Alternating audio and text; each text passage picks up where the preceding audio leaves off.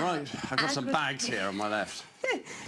We shall explain about that in just a moment. But first of all, agriculture in the 21st century is facing many challenges as a growing global population is putting pressure on water and land resources. So, with the number of people on Earth expected to hit 9 billion by 2050, how can we produce enough food to feed everybody? One man thinks he has the solution. Yes, he's the man with the bags who's sitting here patiently.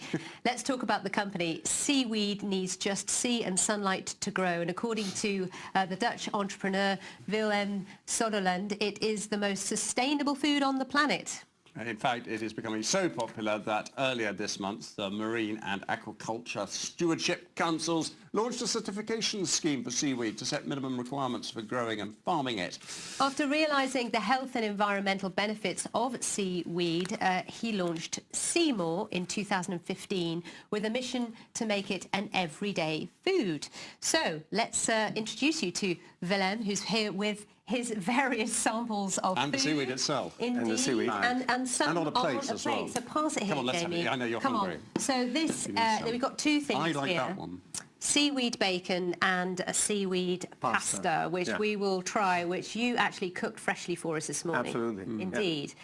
So tell us, first of all, how you started this, why you started this. I was in a restaurant and ordered a seaweed salad, and I got a plate and I couldn't find any seaweed on it. And it turned out that the green tagliatelle on the plate was actually the seaweed. And that's how it grows on the rocks, looking like that. And that gave me the idea to look into it, to see if you could swap carbs for veggies, which is something that we were looking into in my household. What do you think? I like it, particularly that one. The seaweed bacon is particularly pretty the bacon is very good.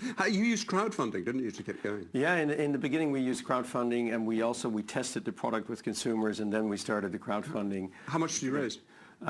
We raised about 100,000 in the beginning, and then we raised more from banks and also from informal investors.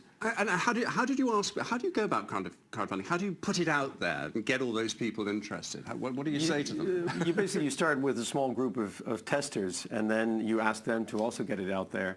You bring the story to the media. You create a storytelling basically, and then usually when it's picked up.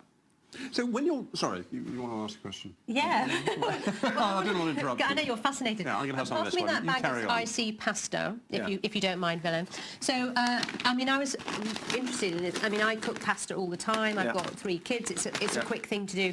This takes a while to cook, and also I wonder how much is this bag of pasta? So in terms of price? Yeah, because it's cheap and convenient food for This is families. a little bit over £5, but that's 4 plates. It's about So $6.5. £5 for a bag of pasta, for a bag of seaweed even. Yeah. And how do you overcome people's perception of it as well, seaweed as a food? That's one of the reasons why we're presenting it as a healthy alternative to foods we already know, is because then people know what to expect and what they can do with it. So pasta or wraps or bacon.